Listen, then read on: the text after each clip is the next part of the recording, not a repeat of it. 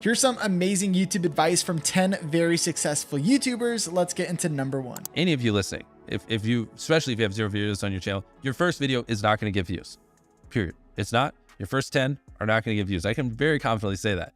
So stop sitting there and thinking for months and months on end and just get to work and start uploading. Like, all you need to do, this applies to people who have not uploaded videos but have dreams of being a YouTuber, is make 100 videos and improve something every time. Do that. And then on your 101st video, we'll start talking like maybe you can get some views, but you know, your first 100 are gonna suck. There are very freak cases like Liza Koshy or Emma Chamberlain who have really good personalities and it doesn't take them as many videos. And it's just like people who are 7'5" and making the NBA. Like, yes, there are freak cases you can find, but for the average person like us, you know, who don't have these exceptional personalities and, you know, backgrounds in filmmaking, just make 100 videos, improve something each time, and then talk to me on your 101st video.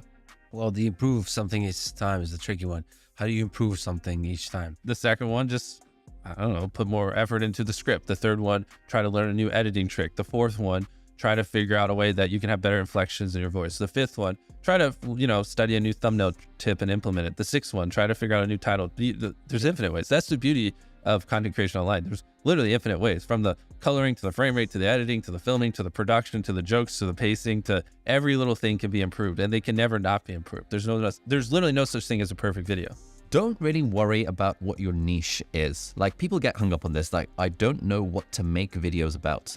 It would be like a writer saying, I don't know what to write about, therefore I'm not going to write. Or like an artist saying, I don't know what my masterpiece is going to be, therefore I'm not going to hold a paintbrush. It's totally okay for your niche to emerge over time. Yes, you can take a very calculating route and plot it out in advance and be like, okay, this is my path. Or you can do what I recommend, which is just start making videos on YouTube about whatever you enjoy, whatever you want. If I was starting on YouTube, I wouldn't really worry about the niche thing. I just think, you know what, let me make videos about the things that I enjoy, maybe some close-up magic because I'm not a total loser. Maybe like iPhones, maybe like, you know, my favorite pen, maybe like, you know, tips of getting started on YouTube, maybe life as a medical student, maybe like whatever experiences in my life that I enjoy talking about and that I think I could teach on the internet.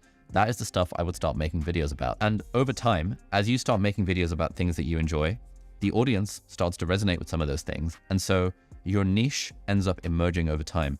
I never thought I would be a productivity YouTuber, but I seem to have become a productivity YouTuber because that niche just sort of emerged over time. It was not forward planned in advance. And so if you've got a lot of interest, if you've got a lot of things you're interested in, or even if you don't know what to talk about on YouTube, just start making stuff and you will figure it out. Don't be one of those writers who says, I don't know what my bestseller book is going to be about, therefore I'm not going to write a single word.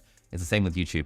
Who cares if you don't know what your niche is? Your niche will change over time. I started off making videos for medical school applicants. I now no longer care about medical school applicants in terms of making videos, and therefore it just sort of changes over time. So don't worry about it. Don't overthink it. Just make the videos that you enjoy at the start. Strongest call to action is to watch another video, because now all of a sudden your channel went from like, say, 8 minutes of watch time to 16 minutes of watch time if they watch another one. And it shows that this person is in your little watch web. It also gives you another ad impression. Like, that is the metric that YouTube cares about. Sure, you can ask them to comment, you can ask them to like, that's totally fine.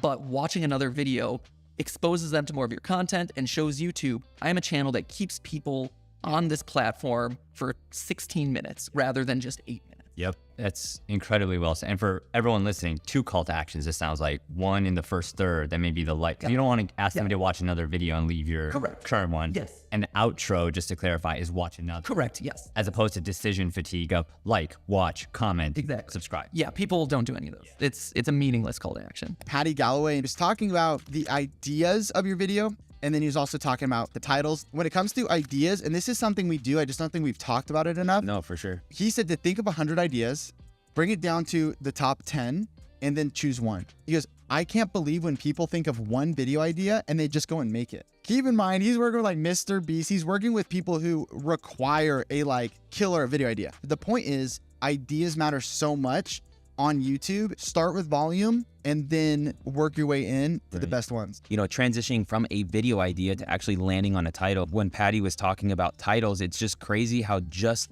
the reframing of the right title will cause so much interest. And his word was curiosity. He gave a really cool example. He was working with a client and the first variation of the title was inside a $1.7 million New York loft. They didn't really love it. And there was nothing really interesting about it except the money value, but there's probably more expensive ones or whatever, right? So then they changed it to, I found the best loft in New York, and they liked it better. They thought it improved. And then they added one more thing to it, which was, I found the best loft in NYC, ... but nobody wants it. And they were like, that's the title, to open up this curiosity loop. If it's the best loft in New York City, why does nobody want it? How can you breed curiosity into that? Because naturally, you want to click on something that sparks curiosity. You want to know the answer, and so you want to click on that video. On that note of like deciding what videos to make, how much are you good? How much does it play on your mind of, oh, I know if I make this sort of video, it'll get this many views, versus more like, I feel like making this video because I feel like it. And sort of that, to me, that's always felt like a bit of a spectrum of like doing things because I feel like it versus doing things because I know they'll perform well.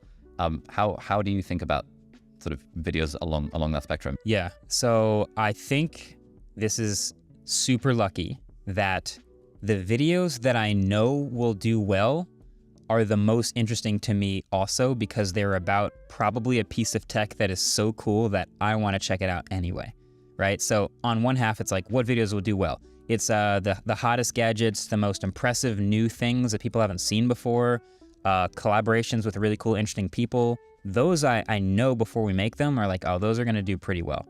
And then on the other half is, what do I want to do? And sometimes it's, well, I want to check out this gadget. This seems pretty cool. Well, I kind of want to talk to this person. They seem really interesting to talk to. And suddenly like they're like meshing together and it's kind of the same pool of things. So often, again, it's like, I don't have that much pressure to like, I'm not into this video, but I'm going to do it anyway because I know it'll get a lot of views. That doesn't happen too often for me, because if I know it's going to get a lot of views, why is that going to get a lot of views? Because it's a really interesting piece of tech. Oh, okay. So I'm in. And has that always been your attitude, or was that a thing that changed over time? I think that's something I figured out over time. I know that there are videos that I make that aren't going to blow up like the ones that are the most popular gadgets, but I still want to share them because I still think they're cool. And I think if I can make the video in a way that actually shows why I'm so interested in it, then it will eventually be interesting to people and will catch on. So I think that's something I sort of learned probably in the second half of making videos, which is that we can sort of justify pretty much any video we want to make. Hey, I'd like to take a moment to talk about the sponsor of this video, Podcastle. Whether you want to do a solo podcast or have all of your friends on, Podcastle allows you to have up to 10 remote guests at a time. One of the coolest parts about this is that each person is going to be recorded locally on separate tracks. And it's really easy for bringing guests on because they don't even need a Podcastle account. You just need to send them their link and then they can come onto your show. Podcastle even has a mobile app, which makes it really easy for recording and exporting your content on the go. They truly make it as simple as possible to produce your podcast. Thank you so much, Podcastle, for sponsoring this video. Is there ever a point where it's like, there's too much content, I can't watch it all? I think so. And that's why sometimes, creating even more content is not necessarily a bad thing, because somebody might skip a day. And if they watch your video today and they didn't watch yesterday, they'll be like, oh, I might go back. She had one yesterday, so let me go back and watch that. I mean, I think it's really just about like focusing on what your audience is. Sometimes you might not know what your audience is, but just listen to them. I mean, I'm very quickly able to tell if somebody likes a video or they don't like a video in the comments. And I think the most painful comments is the ones where people are like, man, I usually really like your videos, but this one wasn't my favorite. Ouch. I'm like, oh, shoot. Burn. Will you ever delete videos? No, I mean, I've definitely set some to private, mostly because it was just like announcement videos. Sure, yeah. So it's like, you don't want it up there afterwards. Yeah, it's like, hey, the come. meetup's over. Yeah, come meet me here. Well, that was like a week ago, so no. Right, okay. Even small YouTube channels can lead to big opportunities. One of the things that people make a mistake of is they're too focused on vanity metrics. And so we think, and we have mistakenly defined success on YouTube as you got to get a silver play button, you got to get a gold play button. It's about getting as many views as possible. And I believe that's a flawed definition of success. Views or subscribers are not the only metrics for success. One of the underappreciated benefits of starting a YouTube channel is the connections and communities that you build with your audience. YouTube allows you to build a loyal and engaged following, which can lead to opportunities for monetization, other forms of income, collaborations, and even career opportunities. So the mistake people are making is they're like, is it too late to start a YouTube channel? It's like, well, what do you even mean? Like, is it too late to start a viral YouTube channel? Well, why do you even need to go viral? What if you have a different business model? What if you get a promotion at your job? What if it leads to that next connection or that next partner? What if it leads to your future spouse? Like, there's a lot of opportunities that could come from starting a YouTube channel. And so, I just want to present you the data that possibly defining it just by subscribers or vanity metrics is a limited, if not completely flawed, definition of success. And speaking of starting a new channel, or if your channel is small, if you haven't heard, we actually are doing a 5-day free YouTube challenge. And so if you go to tube1kchallenge.com for the new year, if you're interested in saying, Sean, I do see the opportunity on YouTube, I would like to learn some of the best tips and strategies, you can go to tube1k, the letter K, challenge.com right now. If you want to jumpstart your views right now, and maybe you're not getting the momentum or the growth that you want, is jump on trends within your niche. Can you talk about how that completely changed everything to you, and what your thoughts are when it comes to people jumping on trends, and what are your tips? Yeah, I think, doesn't he call that trend hacking? Yeah, for sure. That's everything right now. That's what Mr. Beast, and from the biggest to the smallest, that is one of the best ways to garner views and that audience and a following of subscribers and such. And so for me, it's kind of funny. I know if I have a gadget, a tech product that is maybe about to be released, if I get maybe a pre-release review unit, then it's almost like for certain, okay, well, people are going to be searching about it and talking about it right on that release date, and so that video will do well. Now, of course, you don't always get that product early. That's very hard, especially when you're first starting out. So maybe if that product just releases, then I can maybe go buy it and then quick in a couple of days turn around a video. That will often do well. Another thing is seeing that wave or that trend, the virality of something before it hits. I was on that wave right before it started to take off. And that's why I think I made it just a well-condensed little review video on hoverboards, and then YouTube really liked it. And it's like, okay, this is the authority on hoverboards. And so when all these millions of people are searching for hoverboards and how to buy one and stuff like that, I was the one that they promoted. And so there's a lot of, it's easier said than done, but trying to stay ahead of the curve on what that next trend is going to be, and then riding that wave. And then you got to remember that that wave will finish, it'll crash down, and then you got to paddle back out and then find the next one. Nothing survives forever. So I see a lot of people, even myself, hoverboards, they were hot for a little while and then they faded away. And it's like, okay, if I only did hoverboard reviews, my channel would be dead, but I had to pivot. And I like all things tech anyway, so that was kind of a natural fit. But yeah, always looking for that next wave is really key. So what's the secret to creating a good short? A lot of B-rolls. Everything that I state, I have a B-roll.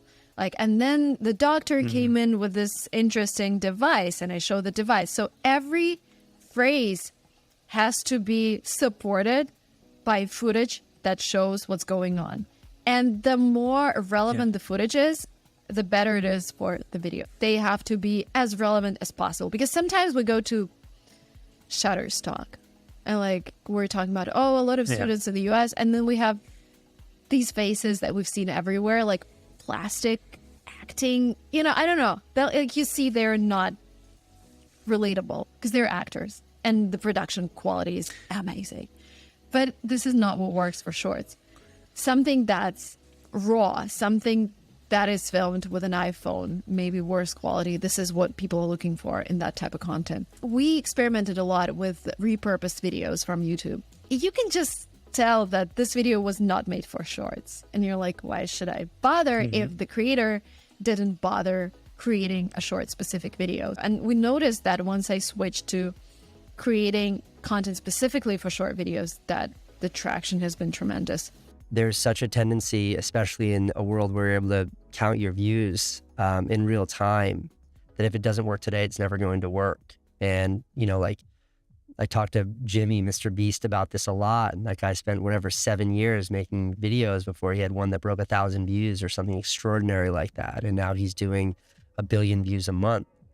Or my brother Van, who's the most brilliant mind on all of YouTube. And Van had this initial explosion of interest because he and I worked so hard to promote his first videos. And then I explained to him, I was like, look, it's all going to go away. You're going to find your baseline, then you're going to build from there. and he's been consistently uploading for a year, making the best work he can make. And now he's really building out what is going to be a successful long-term career, making videos and putting them on the internet. Yeah, and I it's think really that cool to watch that. it's extremely unsexy. It's extremely uninteresting, and no one wants to hear that it takes time, but it takes time. And I think if it's something that, especially if you're young and just getting into this, you don't want to invest. But patience is really the most undervalued aspect of succeeding in the world of media today. You have all the agency in the world. You don't need anything from anyone. But if you're not willing to commit the time to it, you're never going to find that success. 100%. If you want to learn how to grow a YouTube channel this year, then click on the screen and watch this video, and I'll see you guys in the next one.